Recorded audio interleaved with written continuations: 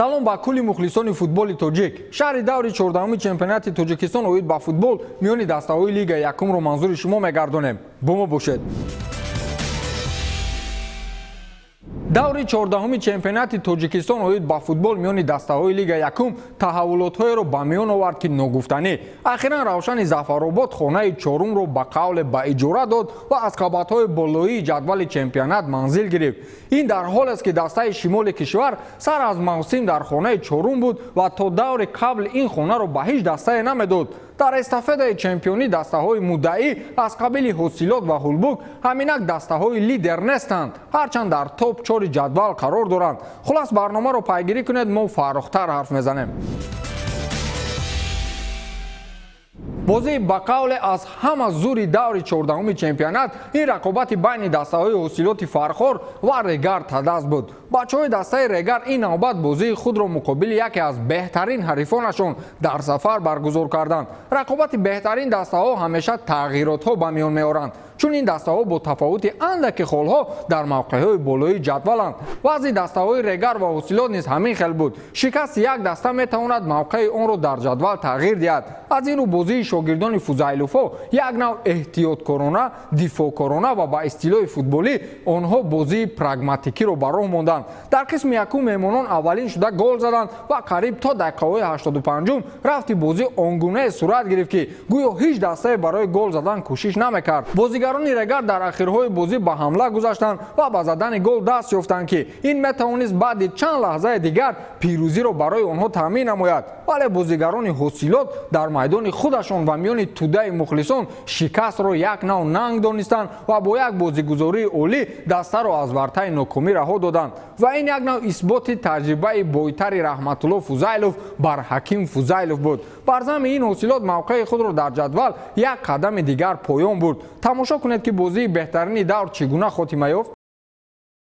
дар бозии марказии даври 14-уми чемпионати Тоҷикистон оид ба футбол байни дастаҳои Лига Якум дастаи ҳосилоти Фархор бо Регар Тадази шаҳри Турсунзода майдондорӣ намуда яке аз бозиҳои ҷолибу диданиро нишон доданд. дидори мазкур дар варзишгоҳи марказии ноҳияи Фархор баргузор шуда аз дақиқаҳои аввал ҷолибу хотирмон ҷараён гирифт. новобаста аз ҳуҷумҳои пайдарпайи футболбозони ҳосилот маҳз меҳмонон нахустин шуда ба задани голи аввал шарафёб шуданд. голи мазкур дар дақиқаи 17 аз ҷониби ҳамлавари даста Диловаршоҳ Ғаниев бо як маҳорати баланд ба дарвозаи соҳибони майдон ворид карда шуд. ҳарчанд дар идомаи бозӣ ҳамлаварони дастаи ҳосилот чандин ҳолатҳои хуби голзаниро созмон дода бошанд ҳам, вале дарвозабони меҳмонон ҳуҷумҳои созмондодаро бартараф кард. дар дақиқаи 45-уми дидори имрӯза баъди бо даст бозӣ кардани ҳимоятгарони дастаи Регар довари марказӣ зарбаи пеналти таъин намуд ки имконияти мазкурро ҳамлавари ҳосилот Далер Чолов ба гол табдил дода ҳисоби бозиро баробар 1-1 намуд. қисмати аввали бозӣ бо ҳамин ҳисоб ба анҷом расид. дар қисмати дуюми бозӣ бошад маҳз дастаи соҳибони майдон бартариро ба даст гирифта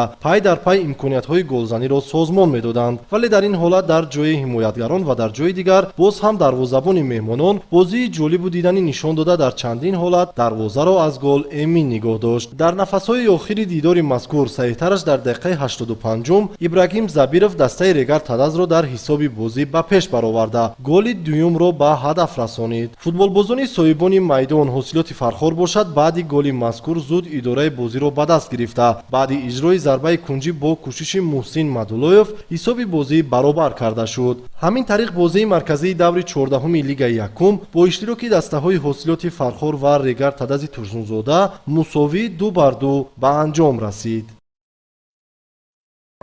Ну, мы ждали эту игру, что будет такая тяжелая игра. Играли одни из лидеров. Все знают, что они по пятам идут за нами. Но я ожидал, прекрасная команда, подготовленная команда. Так думаю, что ничья – это достойный результат для обоих команд. пахтакор дастае ҳаст ки бештари муваффақияти он аз мухлисони бешумораш вобастагӣ дорад. онҳо дар майдони худ бо дилхоҳ даста муқобилияти арзанда нишон медиҳанд, вале дар сафар андаке ба қавле суст ҳастанд. ин навбат дар хонаи худ яке аз дастаҳои сусти чемпионат моҳири ёвонро қабул карданд. бозӣ пурра ба идораи бачаҳои пахтакор гузашт ва ин бозӣ худ нишон дод ки кадом даста суст аст ва кадом даста ба қавле сахт аст. дар даври 14-уми чемпионати Тоҷикистон миёни дастаҳои Лигаи Якум дастаҳои футболи пахтакори ноҳияи Ҷаббор Расулов бо моҳири ноҳияи Ёвон дар як майдон ба ҳам омаданд. Дидори мазкур дар варзишгоҳи марказии Ҷаббор Расулов сурат гирифта, бо 2 голи беҷавоби соҳибони майдон хатм шуд. Дар дақиқаи 39-уми рақобат бозингарони дастаи моҳир дар ҷаримагоҳи худ ба қоидаситезӣ даст заданд ки довари марказ пеналти таъин намуд. футболбози дастаи пахтакор Далер Шарипов аз ин имконияти мусоиди голзанӣ самаранок истифода карду тӯбро вориди тури дарвозаи дастаи моҳир сохт ва ҳамин тавр ҳисоби дидор боз шуд. дар қисмати аввали рақобат ҳарчанд ҳарду ҷониб барои голзанӣ зиёд талош карданд ва борҳо имконияти хуби ворид намудани тӯб ба дарвозаҳои ҳамдигарро доштанд, аммо самаранок истифода бурда натавонистанд ва 45 дақиқаи қисмати аввали нерӯсанҷӣ бо як голи задаи Далер Шарипов хатм шуд. дар оғози қисмати дуюми рақобат бозигарони дастаи моҳир кӯшиш карданд то натиҷаи бозиро барқарор созанд, аммо дар ниҳоят футболбозони дастаи пахтакор баъд аз як бозигузории зебову муҷалло билохира бори дуюм дар ин вохӯрӣ тӯбро вориди тури дарвозаи меҳмонон сохтанд. муаллифи голи дуюми дастаи пахтакор дар ин вохӯрӣ Баҳром Ахмедҷонов гардид. ҳамин тавр дастаи пахтакор ғалабаи муҳими худро дар чемпионати Тоҷикистон миёни дастаҳои Лигаи Якум ба даст овард. ёдовар мешавем ки дар даври аввали чемпионати Тоҷикистон миёни дастаҳои Лигаи Якум моҳир дар ноҳияи Ёвон пахтакорро истиқбол қабул карда буд ки дар он дидор пахтакор бо ҳисоби 5-1 моҳирро шикаст дода буд. ҳаминак дар мавсими ҷорӣ маротибаи дуюм аст ки пахтакор бар тими футболи ноҳияи Ёвон ғалаба ба даст меорад. ёдовар мешавем ки ин сеюмин ғалабаи дастаи пахтакори ноҳияи Ҷаббор Расулов дар мавсими ҷории чемпионати мазкур маҳсуб мешуд, зеро ин даста то ин замон 13 вохӯрӣ гузаронида танҳо 2 ғалаба дошту тамом. ҳолати моҳир аз пахтакор дида дар ҷадвали умумии чемпионат бадтар асту беҳтар нест, зеро ин тими футбол ҳамакнун дар 14 бозӣ 9-умин бохти худро ба қайд гирифт. ин дастаи футболи ноҳияи Ёвон то ба ҳол 2 ғалаба дораду тамом ва ҳамакнун бо дастаи футболи Исфара дар таҳхонаи ҷадвали умумии чемпионати Тоҷикистон миёни дастаҳои Лигаи Якум қарор доранду барои боқӣ мондан дар лига дар идомаи мавсим бо ҳам мубориза хоҳанд кард. ҳамакнун дар даври 15-уми мусобиқоти мазкур пахтакор дар сафар бо ҳулбуки ноҳияи Восеъ қувозмоӣ мекунад ва моҳир бошад дар майдони худ Барқчии шаҳри Ҳисорро қабул мекунад. бозиҳои дигари даври 14-уми чемпионат ғайри ғалабаи Ваҳдате ки як умр зери тозиёнаи интиқоди мо қарор дошт ҳеҷ ҳангомаи дигаре надорад. Ваҳдат баъди шикасту рехтҳои зиёд ки чанде қабл дар хонаи аутсайдерон қарор дошт, ҳамакнун роҳҳои раҳоӣ аз ин мавқеъро пайдо кард. онҳо дастаи Панчерро дар майдони худ бо ҳисоби 1-0 шикаст доданд. Равшани Зафаробод шонси ба мавқеъҳои болотар баромаданро аз даст надоду Исфараи заифро бо ҳисоби 4-1 шикаст дод ва мавқеъи дуюми ҷадвалро соҳибӣ намуд. ҳулбук ва Саройкамар бозии ба қавле дилгиркунандаро нишон доданд ва натиҷаи бозӣ 1-1 хотима ёфт. Барчии Ҳисор бошад ин навбат дар майдони худ бо ҳисоби 3-1 аз дастаи Динамо шикаст хӯрд.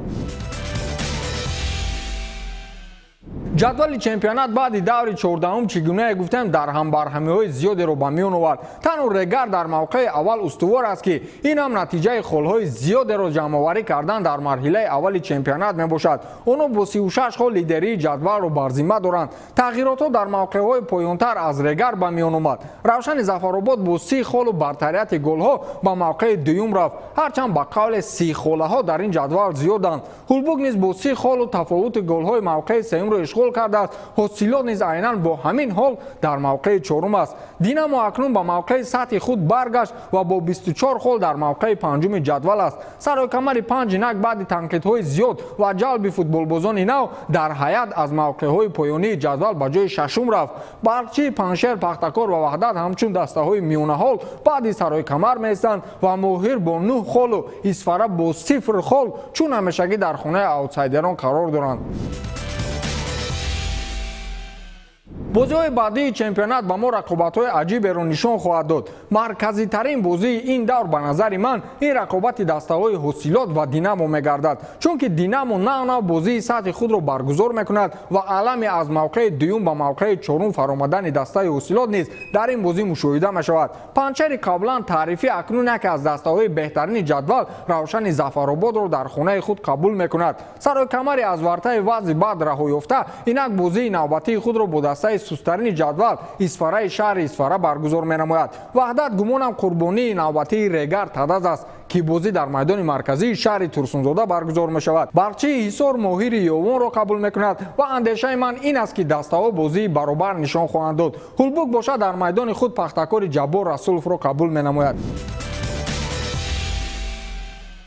дар мавқеъҳои якуму дуюми ҷадвали нишонзанҳои чемпионати Тоҷикистон оид ба футбол миёни дастаҳои Лигаи Якум ягон тағйирот нест. Талер Шарифов ҳамлагари дастаи Пахтакор бо 13 гол дар мавқеи аввал аст ва Шавқати Отам аз дастаи Регар Тадаз мавқеи дуюми ҷадвалро бо 10 гол ишғол намудааст. бозигарони ҳулбуки чанде пеш мавқеъҳои сеюму чорумро ишғол намуда буданд, бо гузораи ҳамагӣ ду давр ин мавқеъҳоро аз даст доданд. ҳоло мақоми чорум моли бозигари Равшани Зафаробод Бахтиёр Зарипов бо 9 гол аст ва мавқеи чорум бошад насиби Ғаниев Диловар аз Регар Тадаз бо 8 гол мебошад. Абдуфатто Худоидодзода, Заралшо Акрамов ва Сунатулло Азизов 7 голӣ доранду ба ҳамин тартиб бозигарони дигар дастаҳои Лигаи Якум пайҳам ҷой гирифтанд. ҳафтаи дигар вомехӯрем.